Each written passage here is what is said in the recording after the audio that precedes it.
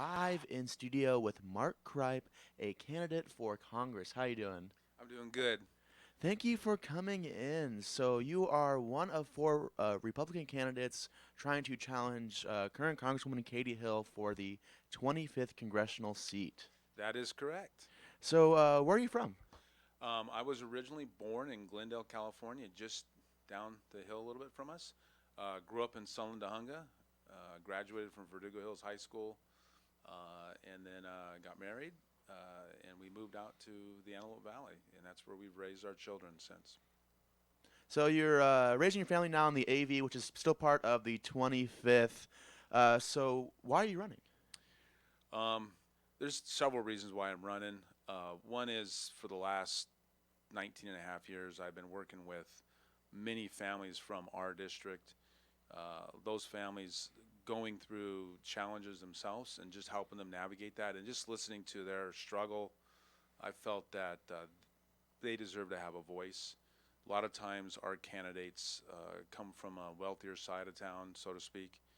And so just the opportunity to represent the normal everyday person, I decided to throw my name in the hat and see what happens here. And you spent some time in the sheriff's department as the sergeant for VIDA. Can you kind of explain what VIDA is and what the program is about? Yeah, for me, VITA is a passion, but VITA stands for Vital Intervention Directional Alternatives. It is a program that's designed to redirect youth away from being incarcerated. So they come to us, a lot of times they're already in trouble or just about to get into trouble, and we work with that family. So we work with the parents and the child for 16 weeks, trying to give them new skill sets. The parents new skill sets on how to work with today's generation, and then two is give the child new skill sets in how to become more productive and successful in what they want to do. Because no child dreams of failing. We already know that. There's nobody dreams of failing, but yet we have people that are homeless, people that are going in and out of jail.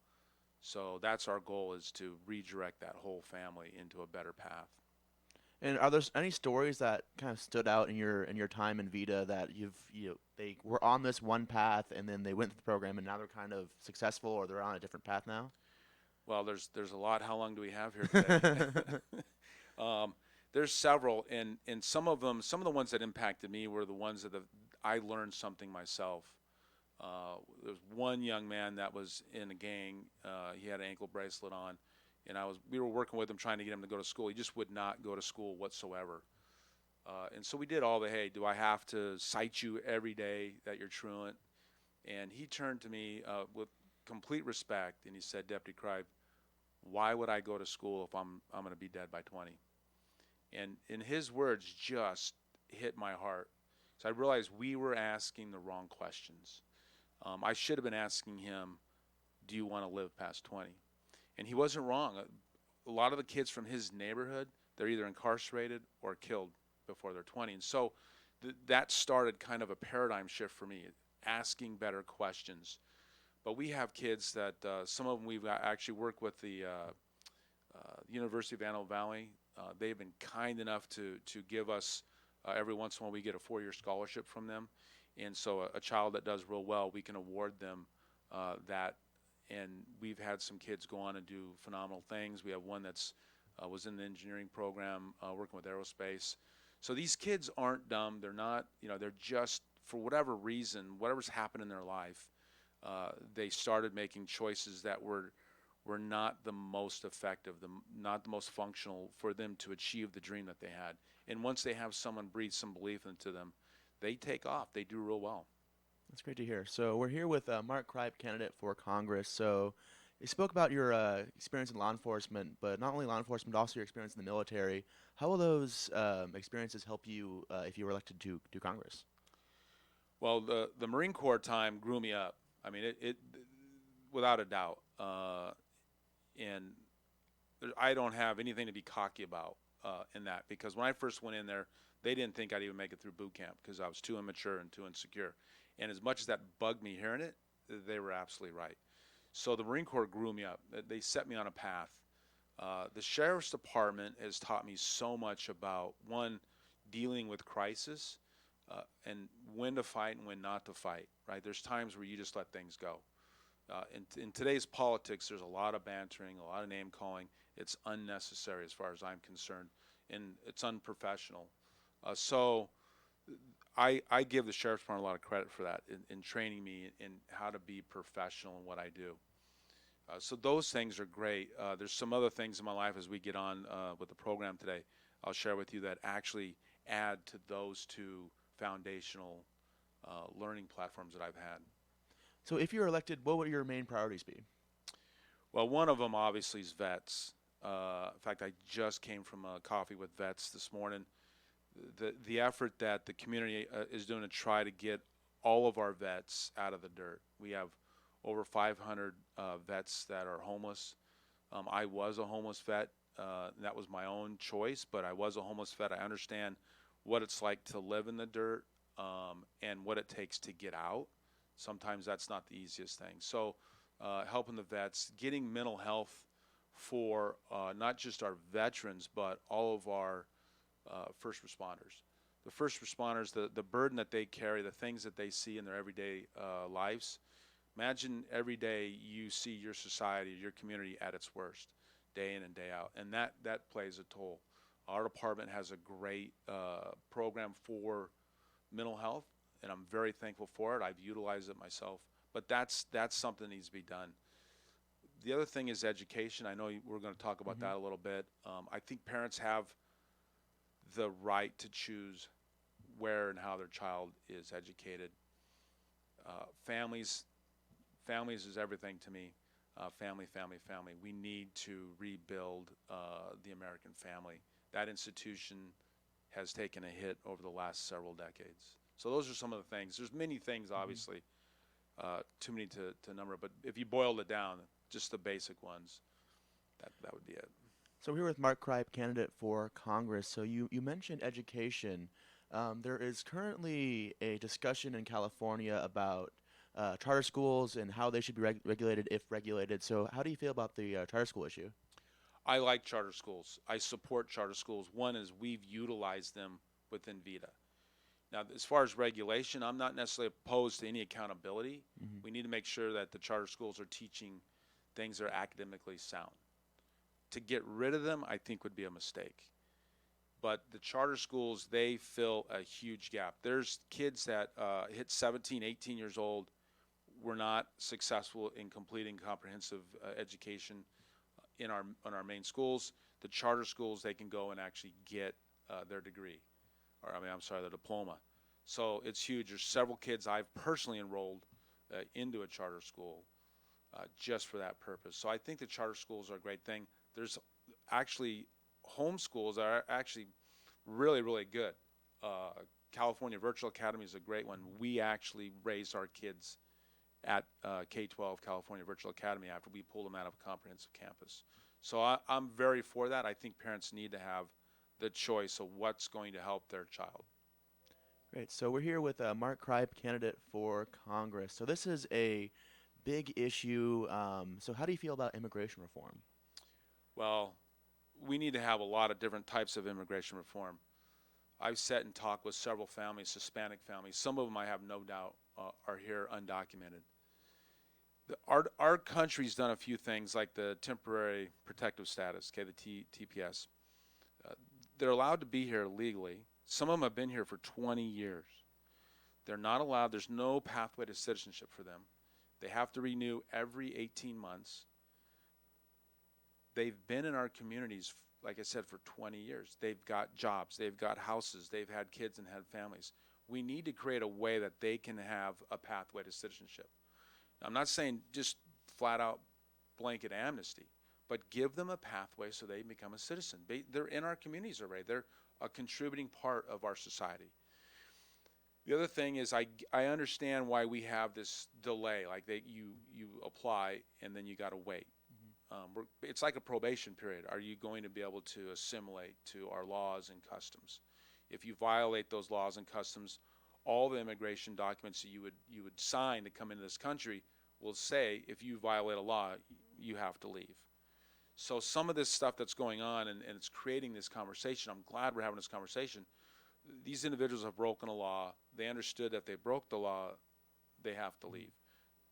The challenge is they have a family here, and how do you deal with that, right? How do you deal with someone's? Do you make the whole family leave? Do you pull them away from the family? This becomes a big challenge. Mm-hmm. So morally and ethically, what do we do with that? And that's a discussion that needs to be happen. I would love to see the Bracero program brought back. It was effective. We celebrate Cesar Chavez and what he did in that. But that program went away. It was a good program, and those individuals were allowed to have benefits within that program that served them well. So something like that. So when we talk about immigration reform right now, everyone's just talking about the wall. Mm-hmm. All this, all that. Well, that's only a small part of what needs to be done. I am for, and I've been adamantly for, containing or securing a border. Whenever we have a problem in law enforcement, the first thing we do is contain it, right? Just stop the hemorrhaging. But that's just step one. We need to have a conversation that's going into, maybe as far as step 10, whatever that would be. But we need to reform all of our programs, give people, if we're going to bring them in, let them be in here, there needs to be steps that they can actually take to become a U.S. citizen. And you mentioned families. How do you feel about the internment camps and the separating of parents from the children? Internment camps. Or excuse me, the camps that they bring them to. There's one in El Dento, which is only a few hours from here. Detention facilities Yes. is actually what's professionally called. They're detention facilities. For whatever reason, we know when the Obama administration built those, they built them with chain link fences inside. The chain link fence idea may have seemed like a prudent way to do it in the beginning, but with the volume that we are experiencing today, you go down there and you see all these people in a chain linked cage. It definitely looks, what's the word? Unhumanitarian. Mm-hmm. It's probably a good word. So obviously, if we're going to have this kind of volume of people coming across our border, we need to probably rebuild, redesign how we have these detention facilities. The detention facilities are necessary. The bottom line, you have to have them, just the way the laws are. We catch these people. We have to figure out who they are, why they're here. They need to be medically screened. And the taking away the children, a lot of people don't realize a lot of these kids, I think they came out and said a third, are not the child of the group that they're supposedly a family with. In other words, that child, there's a high probability that they're being trafficked, okay, or utilized in some way to benefit them coming into this country. So that's why they take the kids away. They're doing DNA tests. Those DNA tests are coming back and saying, yes, that's their family. No, that's not their family. Mm-hmm. So there's a time there that the kids are going to be separated for the benefit and safety of the child, just so we can figure that out. There are young girls that are being sexually victimized along this whole route. So if we care about the children, this is a needed thing. But we need to have a facility that deals with this in a way that everyone can say, okay, that's like us. That's like the United States, caring, compassionate. We're a wealthy country. We shouldn't be necessarily just putting them in a chain link cage. Mm-hmm. I understand that completely. So fixing those facilities, revamping them, making them so that they're more humanitarian in this process as we bring these people up. And to some of them, believe it or not, that cage is more safe and in a better environment than what they've experienced. So, yeah, I think that these facilities, we can do better, especially with the volume that we're running with. But it's going to cost money. Mm-hmm. And if we can't get Congress to pass bills to get that kind of aid down there, it's going to be a challenge. So we're with Mark Cripe, candidate for Congress. So we've previously spoken about education and immigration, but one big thing in this area is transportation. Living in the Antelope Valley and commuting around, and in the Santa Clarita Valley especially, traffic is a big issue. So do you plan on working with local agencies and local governments to try and ease the traffic around here? Well, the traffic thing, it's there's tiers to it, right? Mm-hmm. So I know that Steve and I got a bill passed and funded the expansion and development of the I-5 and several things there. And we've seen this project for the last, 10 years. Mm-hmm. It's been going on for a long time. In fact, I think they've been building the I-5 out since I was a custody deputy. Some of these issues are state level and some of them are local level. Depends on what municipalities control that road. Now, for me, I've been in the area for a long time. Okay, raised my kids here. My oldest is 28, so I've seen it go from kind of Sleepy Hollow, really nice, to just this packed. I mean, trying to get across Santa Crita takes just about as long as it does to drive from AV down to Santa Crita. So whether we try to develop mass transit, a trolley system, a subway line, I don't know what it's going to take to do, but we've got to start thinking 50 years from now. Where's this going to be 50 years from now? Now, it doesn't take 50 years to build these things out, but it does take time. So we need to start acting now and look at, okay, how are we going to expand this and make it easier to get from point A to point B? Yes, the streets here are packed. There's no doubt. It's a great place to live. A lot of people are moving here. It's a great bedroom community, and it's got its own economy as well right here. But the how we grow that, it's not going to be able to stay the way it is. You're going to have to develop a better way to get around. My time in Europe, their answer was, trolleys and things like that, and it was very effective. They have a very, very good mass transit system, easy to use, inexpensive. If we make it expensive for people to use, they're not going to use it, and we just waste taxpayers' money. But yeah, it would be nice to get some bills to try to grow that. You see that's what they're doing in LA. They keep expanding the metro down there. It's nice. I don't know if you've ridden on it. I've had the opportunity to actually go down there. The sheriff's department had us temporarily assigned from time to time and actually work the metro, save taxpayers money on overtime. And that's the first time I actually rode it, and I liked it. The stations are nice. They've done a really good job down there. Obviously, that concept's going to have to be brought up here on the north end as we grow, and we keep pushing out more and more homes and developing more land.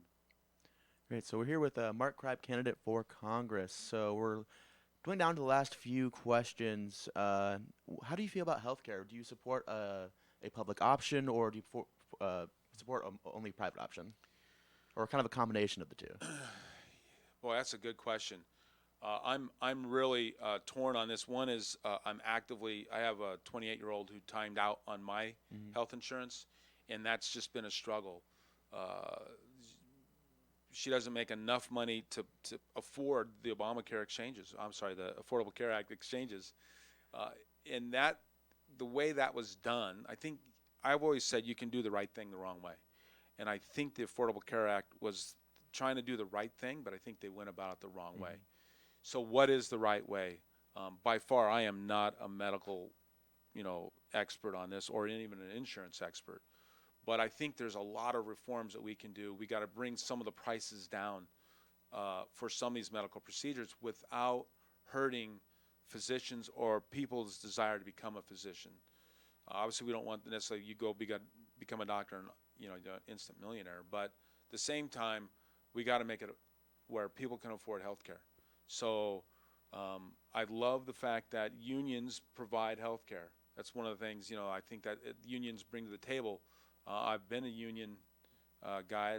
I was a Teamster for UPS early on in life, and I got medical benefits through them. And then, of course, with the Sheriff's Department, we're union. So I've enjoyed that. But my kids, they're having a hard time making this transition. And so now I'm like going, okay, how do we fix this? How can our children afford medical care? So whether that's a private thing drives competition, right? And that's why the United States healthcare is so good. A lot of people don't realize I've been in socialist countries. The healthcare there was not that great. Trust me, not that great. That's why a lot of these people come to the United States just for our healthcare. But it's expensive. We've got to find a way to get it so people can afford it. Great. So we're here with Mark Cripe, candidate for Congress. So small business is a big part of every economy, but especially here in the Santa Cruz Valley. So if you're elected to Congress, how would you support small business? It's not just Santa Cruz Valley, by the way. Our entire district, we have numerous rural communities, and those rural communities have small businesses. I mean, there's no big package stores and even franchises in those small businesses. So I want to call them mom and pop shops, but I love mom and pop shops. It's what makes me feel like small town America, and I love that community feeling. You go in, you know everybody, they talk to you by your first name. So small business is incredibly important to who we are and part of our identity. The challenges with that obviously is um, they can't afford to pay some of the hourly rates that people are wanting to push. They'll go out of business or they'll have to lay people off. That's their fight. Some of these small businesses, I know the owners, and they're struggling just to keep their doors open as it is. It's expensive in California to have a small business. Between your workman's comp and everything else you got to have, it's very, very expensive. I want to see small businesses stay. I think that it just makes community community. It brings people closer.